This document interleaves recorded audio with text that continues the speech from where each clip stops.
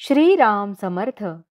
श्रोते हो, आपण ऐकत आहात श्री गोंदवलेकर महाराज यांचे प्रवचन. गुरु कशाला हवा?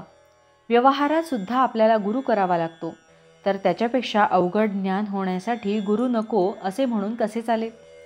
प्रपंचात सुखदुःख झाले, समाधान मिळाले नाही, तर मग खरे सुख कुठे आहे आणि ते मला कोण दाखवील अशी ज्याला तळमळ लागेल तोच गुरु करील.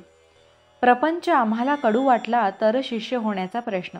शिकावे असे ज्याच्या मनात येते तो शिष्य, आणि जो शिकवतो तो गुरु. मला काही कळत नाही असे ज्याला वाटते तोच गुरु करील. मी राम राम म्हणतो, वाईट मार्गाने जात नाही, मग गुरु कशाला हवा असे काही जण म्हणतात. मी केले ही जाणीव आड येते म्हणून सद्गुरूची आवश्यकता आहे. सत्कर्माचा अभिमान जर आपल्याकडे घेतला तर रामाचा विसर नाही का पडला? अभिमान गेल्याशिवाय राम नाही भेटणार. देवाजवळ गेला तरी नामदेवाचा अभिमान नाही गेला, म्हणून भगवंतांनी त्याला गुरु कर म्हणून सांगितले.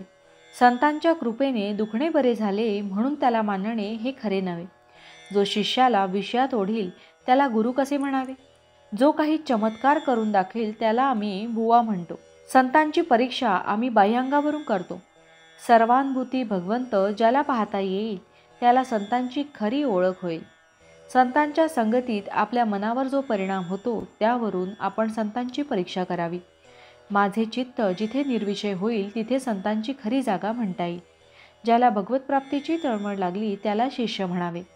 जो गुरु आज्ञेबाहेर जात नाही आणि गुरु हेच भगवंत प्राप्तीचे साधन मानतो तो सशिष्य होय. गुरु करता देव धर्मच नाही मानू. काही कानडी माणसे महाराष्ट्रात आली. त्यांना मराठी येत नव्हते. त्यांनी एक दुभाषी गाठला आणि त्याच्या मागोमाग ती पुष्कळ ठिकाणी हिंडली. त्यांची चिंता आणि जबाबदारी त्या दुभाष्यावर पडली. तशी आपण दुभाष्याची म्हणजे सद्गुरूंची संगत केली पाहिजे. तो म्हणेल तिथे जावे, तो सांगेल तसे करावे, व परमात्मा मिळेलच. शास्त्रे आणि वेद अनंत आहेत, ते शिकायला आपल्याला वेळ कुठे आहे? सद्गुरूंनी नवनीताप्रमाणे सर्व साधनांचे सार असे जे नामसाधन सांगितले ते आपण करावे, म्हणजे भगवंताचे प्रेम लागेलच. बाजारात गेल्यावर जो माल आपल्याला अनुकूल आणि माफक दराचा असेल तोच घ्यावा.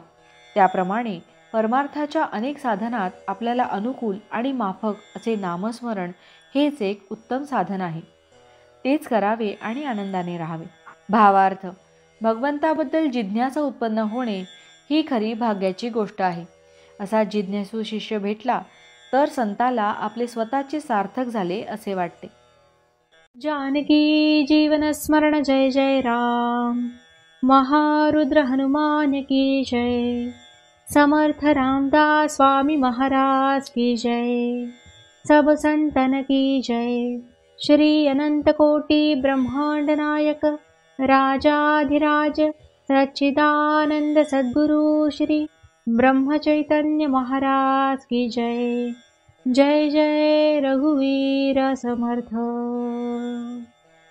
आता आपण 13 वेळा नामस्मरण करूया. श्रीराम जय राम जय जय राम. श्रीराम जय राम जय जय राम. श्रीराम जय राम जय जय राम. श्रीराम जय राम जय जय राम. श्रीराम जय राम जय जय राम. श्रीराम जय राम जय जय राम.